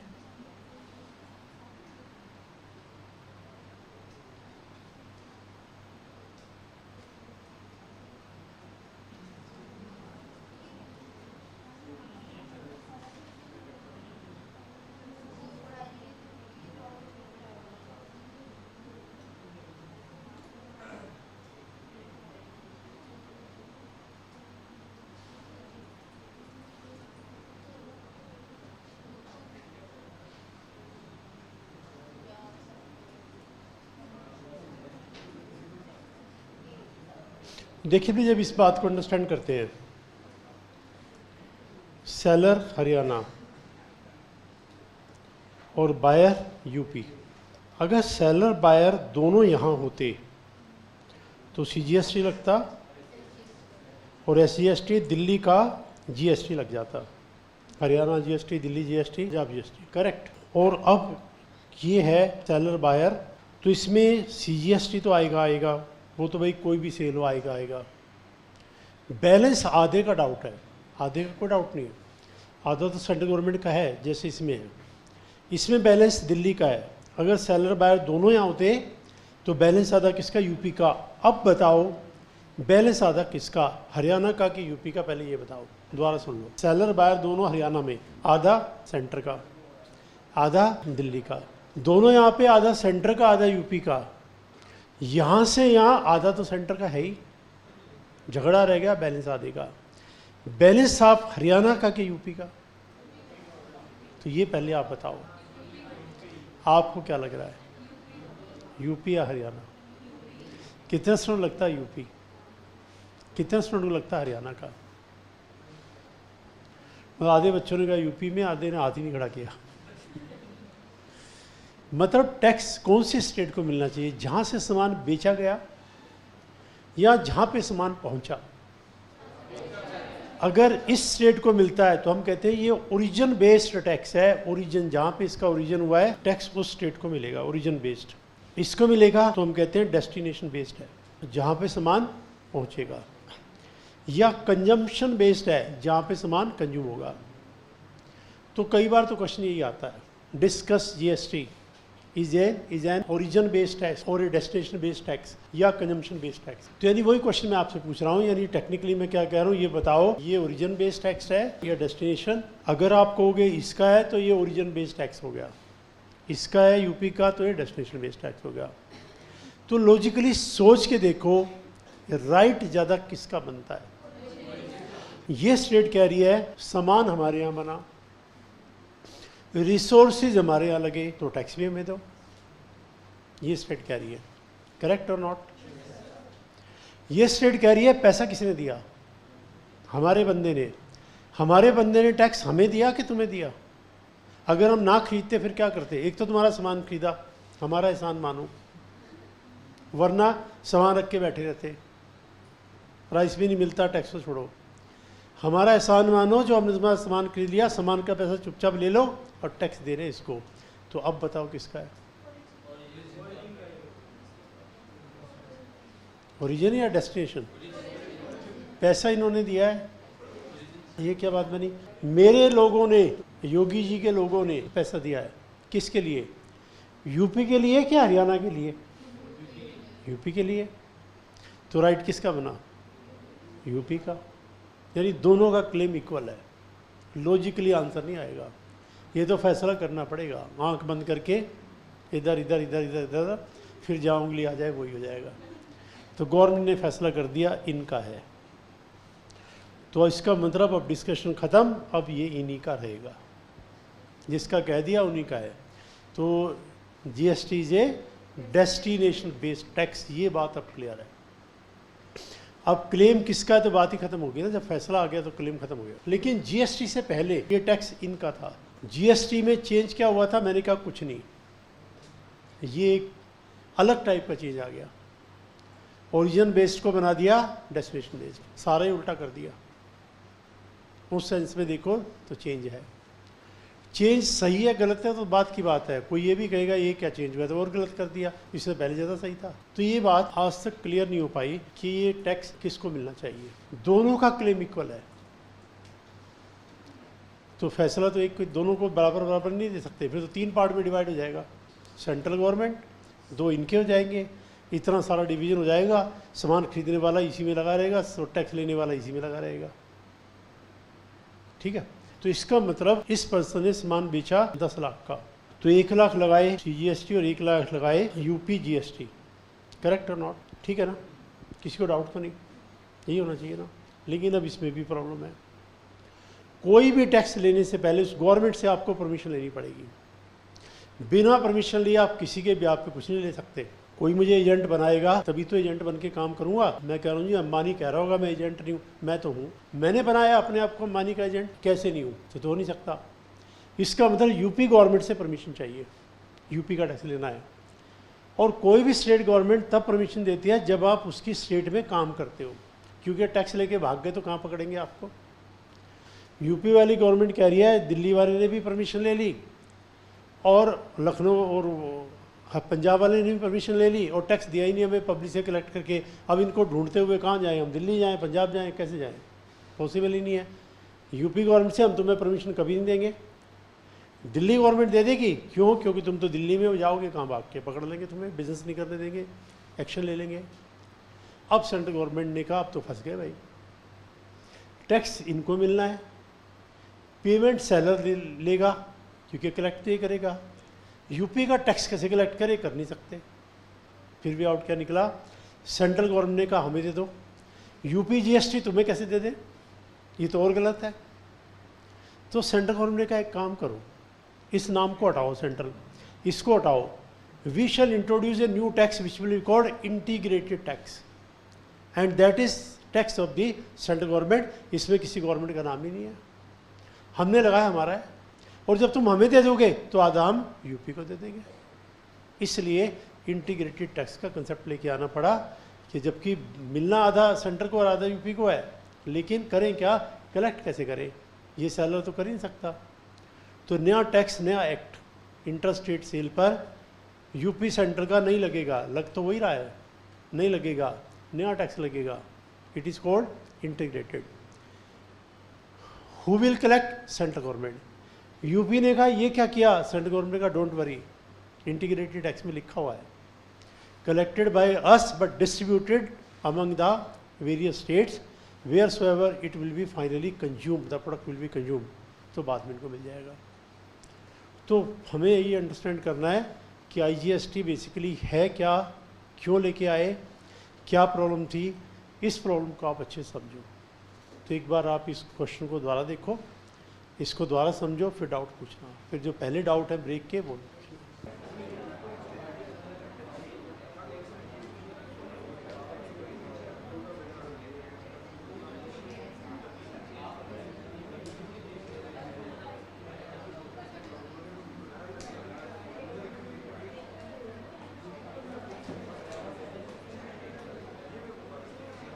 देखो भाई दोबारा से सुनो, सबसे पहले इस सिस्टम को आप समझो। इस सिस्टम को समझ जाएंगे तो क्वेश्चन में कुछ नहीं है। अगर मैं सेलर बायर दोनों कहता हूँ दिल्ली में है, तो आधा सेंटर का और आधा दिल्ली का।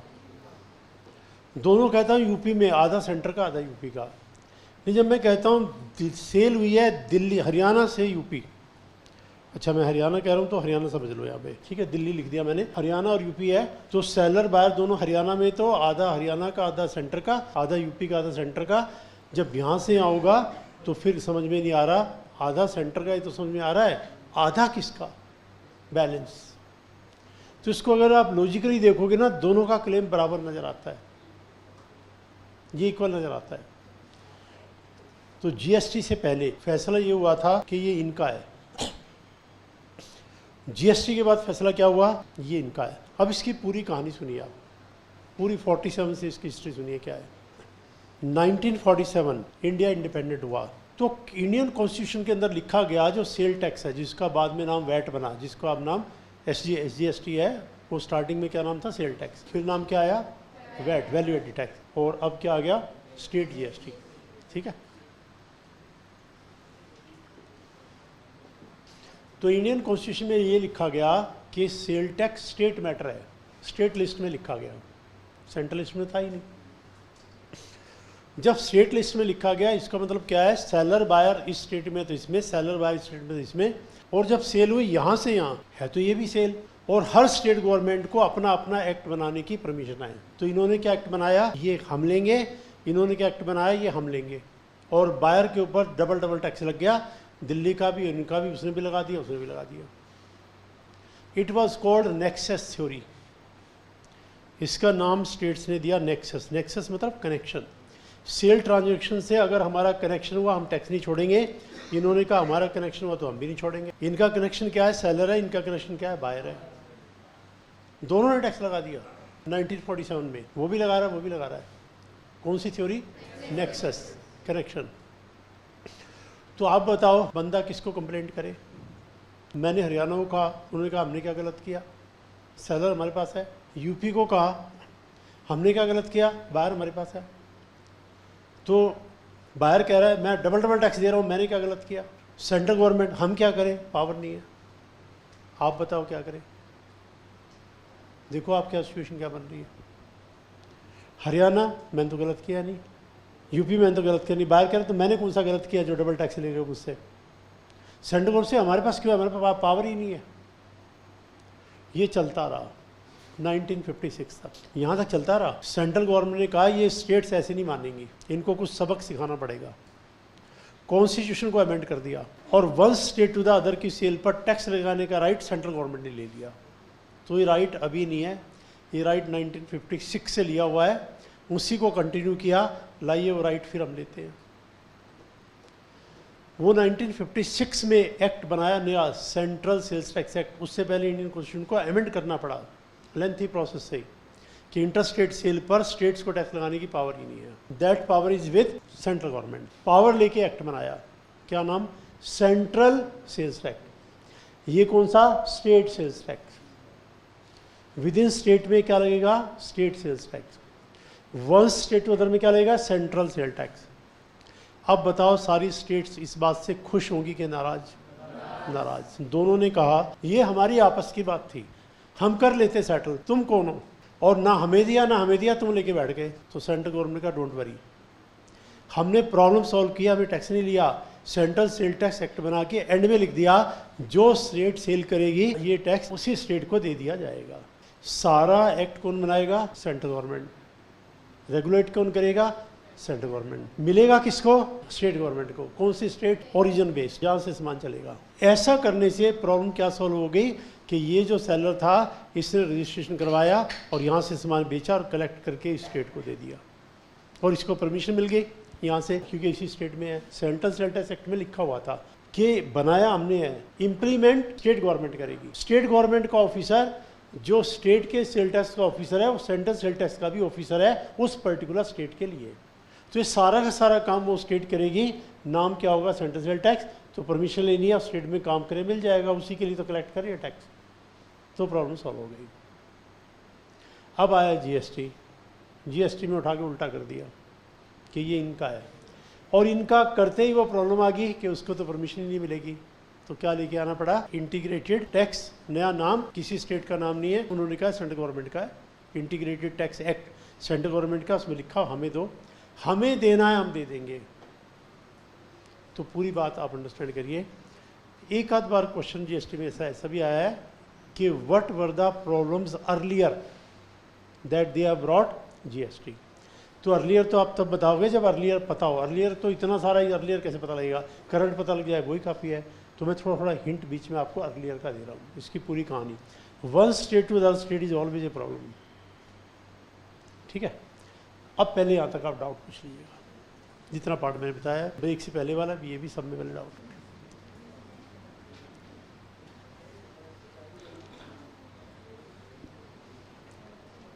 हाँ प्लीज, पहले जितना पार्ट मैंने बताया उसमें डाउट किसी को। One state to other is always a problem. 47 से चल रही है, 47 से 1956 तक 2 स्टेट थी, 2 बार टैक्स लगा, और मान लो ये एग्रीमेंट टू सेल तीसरी स्टेट में हुआ तो तीसरी स्टेट ने भी टैक्स लगा दिया। पेमेंट के लिए अकाउंट चौथी स्टेट में था, उसने भी टैक्स लगा दिया। एक ट्रांजैक्शन 4 बार टैक्स, सेंट्रल गवर्नमेंट साइलेंट। कब तक, 47 टू 56। फिर सेंट्रल गवर्नमेंट ने कहा ये नहीं मानेंगे, कॉन्स्टिट्यूशन को अमेंड करो, और सेंटर की जो लिस्ट थी उसके अंदर ये आया, inter state sale law will be made by central government. Law बना कौन सा, central sales tax act 1956 CST। Power किसको, सेंट्रल गवर्नमेंट को, लॉ सेंट्रल गवर्नमेंट बनाया, एंड में क्या लिख दिया, it will be implemented by the respective state government, from where the goods have been sold, it will be collected by the same government, it will be retained and utilized by the same government। Central government का हम लोग झगड़ा निपटाने के लिए आए थे, हमें टैक्स थोड़ा चाहिए। अब ये आ गया, अब उन्होंने कहा इंटीग्रेटेड लाओ, इसको डिवाइड करेंगे, आधा हिस्सा हमारा है, बचा आधा दे देंगे, ठीक है। डाउट पर यहाँ तक। अब इस क्वेश्चन को देखो, मैंने सामान खरीदा, बेचने वाले ने कहा 10 लाख, साथ में मुझसे मांगा IGST, लेकिन कोई बात नहीं, मुझे टेस्टेड मिल जाएगा। फिर मैंने इसे बेच दिया, और फिर एंड में कुछ एडजस्टमेंट है, आउटपुट CGST से एडजस्ट किया IGST, आउटपुट एक्स IGST। ये वाला पार्ट थोड़ा सा मैं भी बताऊंगा एडजस्टमेंट का। इसको छोड़ के कोई और डाउट पूछे। हाँ जी साक्षी, आप क्या डाउट पूछ रहे थे, कौन सा एडजस्टमेंट वाला? एडजस्टमेंट मैं बता रहा हूँ, देखो अब एडजस्टमेंट देख लो पहले।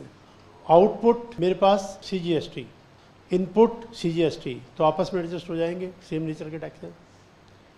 आउटपुट SGST, इनपुट SGST, आपस में एडजस्ट हो जाएंगे। प्रॉब्लम कब आ रही है, आउटपुट CGST, आउटपुट SGST और ITC IGST, ये अलग नेचर, ये अलग नेचर, ये अलग नेचर। तो गवर्नमेंट का नो प्रॉब्लम, आप इसको यहाँ से एडजस्ट कर सकते हो, यहाँ से भी कर सकते हो, आपकी मर्जी है, कहीं से कर लो। अगर आपके पास टैक्स क्रेडिट है IGST का, आउटपुट टैक्स किसका है, सेंट्रल स्टेट का, कर दो एडजस्ट।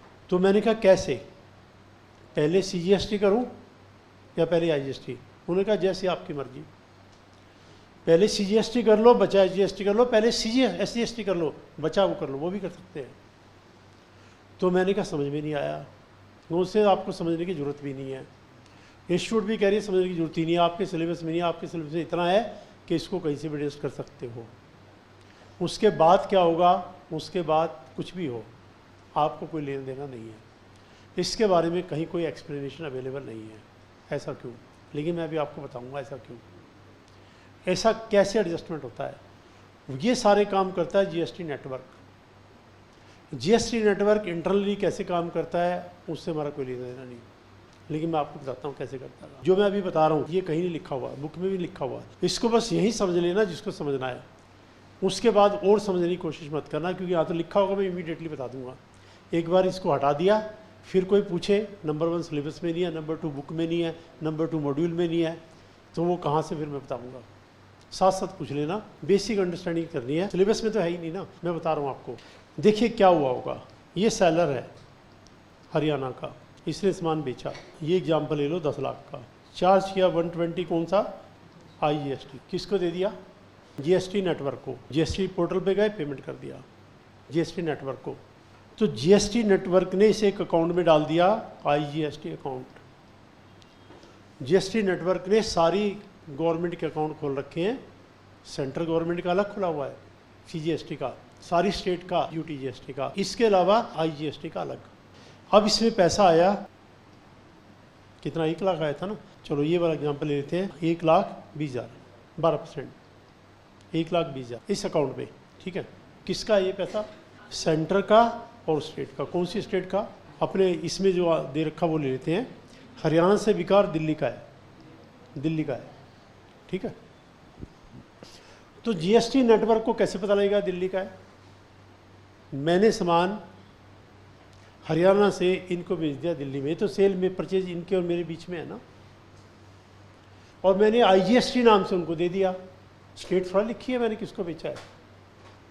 मैंने तो जो PMT 06 चालान फॉर्म है उसमें कॉलम है,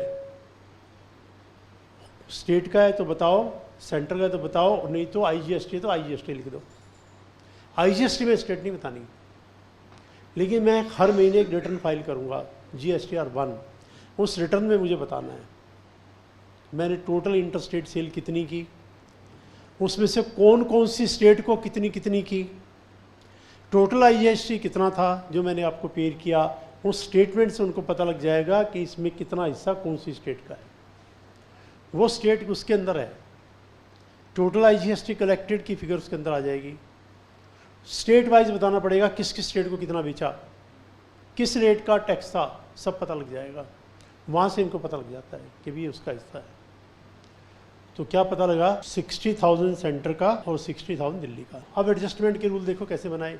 अब ये सामान आ गया दिल्ली में, वो आगे बेचा, आगे बेच के CGST ले लिया कितना, 66, और SGST ले लिया कितना, 66। तो फाइनल पेमेंट ये बना, उसका तो टेस्टेड मिल जाएगा ना। ये थोड़ा वो भी 1 लाख मिलेगा और ये वो 1,20 भी मिल जाएगा, ये भी मिल जाएगा, दो में से देखिए कितने मिलेगा। अगर आपने आउटपुट लिया तो आउटपुट मिलेगा, इनपुट और टेस्टेड में जाएगा। अब वो जो टैक्स क्रेडिट था उसने कैसे एडजस्ट किया, 66 तो यहाँ पे एडजस्ट कर दिया आईजीएसटी का, और 54 यहाँ से एडजस्ट कर दिया। ये 1,20,000 रुपया पूरा कर दिया। 120 था ना, 120 में 66 और 54, 120 पूरा हो गया ना। और बैलेंस 12,000 का पेमेंट कर दिया, 12,000 का पेमेंट कर दिया। तो जब 12,000 का पेमेंट किया तो जीएसटी नेटवर्क के पास 1,20,000 तो पहले आया था और 12,000 अब और आ गया। टोटल कितना, 1,32,000। उसमें से 66 सेंटर का और 66 स्टेट का, इतना है ना। तो जीएसटी नेटवर्क क्या करेगा, 1,20,000 पहले पड़ा था, 66 सेंट्रल गवर्नमेंट के अकाउंट में ट्रांसफर कर देगा और 66 स्टेट गवर्नमेंट के अकाउंट में ट्रांसफर कर देगा। और अकाउंटिंग पूरी, हमें जो नज़र आ रहा है ये रहा, और इंटरनली क्या हो रहा वो रहा। वो इंटरनल एडजस्टमेंट है जीएसटी नेटवर्क करेगा। 1 लाख पहले आया, वो यहाँ इनपुट एस्टेट बन के एडजस्ट हो गया, लेकिन 1 लाख है तो सही, गया थोड़ा कहीं। हमें तो ये नज़र आ रहा है वो तो एडजस्ट हो गया। 12,000 का पेमेंट मिला, बाकी क्या हुआ, टोटल आप देखो 120 प्लस 12, 132 मिला है। 132 में स्टेट गवर्नमेंट कितना, 66 ले लो, तुम्हारा कितना 66 ले लो। ये हिसाब किताब नज़र नहीं आता, ये इंटरनल है ना कहीं सिलेबस में। ये काम कौन कर रहा है, जीएसटी नेटवर्क, जो कि अपने आप में बहुत डिफिकल्ट काम है। तो एक ट्रांजैक्शन है, पूरे महीने में तो कम से कम 10 करोड़ ट्रांजैक्शन होगी। 10 करोड़ का हिसाब किताब इनके पास, किस में किसका कितना है, किस में किसका कितना है, उतना उतना अकाउंट में ट्रांसफर कर देंगे। तो 66 सेंटर ले जाएगा, 66 स्टेट मैट्रिक्स हुआ। इसलिए रूल बना दिया कि अगर आपका आउटपुट CGST है, GST है, ये वाला सेटअप कर लो, आप इससे बैलेंस दे दो। क्योंकि जो पहले पे किया था, जो आपने सेटअप किया, पैसा तो हमारे पास है ना, 1,20,000 बैलेंस ही है, ट्रांसफर हो जाएगा। अब आप आराम से देख लो इसको।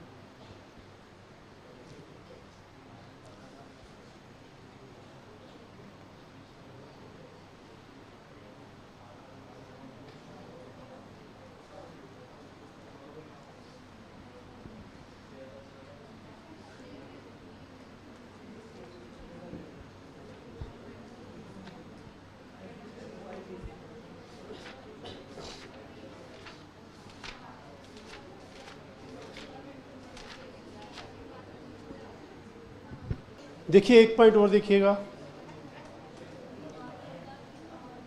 जो हरियाणा में डीलर था, एक छोटा सा पॉइंट और देखो, जो हरियाणा में डीलर था उसने दिल्ली वाले डीलर को सामान बेचा था कितने का, 10 लाख का। तो उसने इनवाइस बनाई होगी ना, इनवाइस नंबर 232 मान लो, डेटेड 7 मई 22 मान लो, 10 लाख, IGST 120, इस तरह से इनवाइस बनी। अब जब हम GSTR 1 में इसको रिपोर्ट करते हैं, मान लो मैंने टोटल सेल किया है, 1 लाख इनवाइस इशू किया है 1 महीने में अलग अलग स्टेट्स की, तो इसकी रिपोर्टिंग देखो कैसे होती है। बुक का निकालो पेज नंबर 505, देखो इसकी रिपोर्टिंग GSTR 1 में कैसे जाएगी। पेज नंबर 505,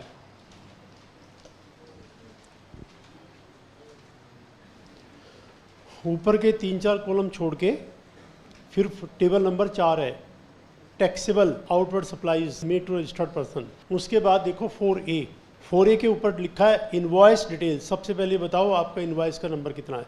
एक इनवॉइस, यू वोंट बिलीव, एक इनवॉइस रिपोर्ट करनी पड़ती है।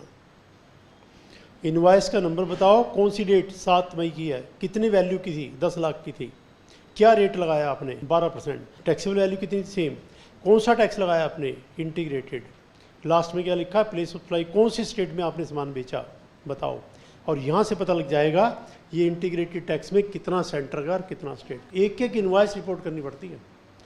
आपकी आर्टिकलशिप चल रही है, ABC लिमिटेड का अकाउंट्स आपके पास है, ABC लिमिटेड से हर महीने 50,000, 1 लाख इनवॉइस की डिटेल आपके पास आएगी कि इसका GSTR 1 बना दो, लेके बैठा एक बंदा, पूरा महीना लग जाएगा इसको डाटा फीड करने में, और एक भी गलत भर दिया फंस जाएंगे, क्योंकि इसकी मैचिंग नहीं होगी। कैसे, मैंने लिखा टैक्स का अमाउंट 120 लिखना था, लिख दिया 130 या 110, तो इसके बेस पर जो बायर है उसको टैक्स क्रेडिट मिलना है।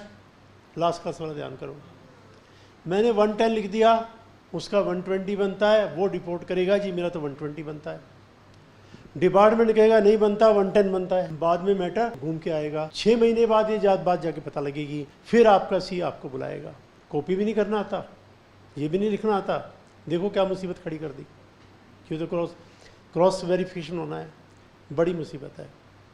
इतनी सारी इन्वेस्टीज को बताओ कौन रिपोर्ट करेगा।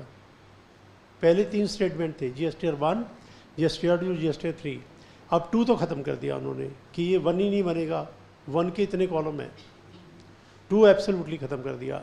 3 जो था डिटेल उसको छोटा सा बना दिया, 3B बना दिया, 3 ख़त्म कर दिया, नया आ गया GSTR 3B, वो छोटा सा है, 2 गायब कर दिया, और ये गायब नहीं किया, ये तो एक भरना पड़ेगा। तो मैं एक ही कॉलम बता रहा हूँ आपको, ऐसे पता नहीं कितने कॉलम है।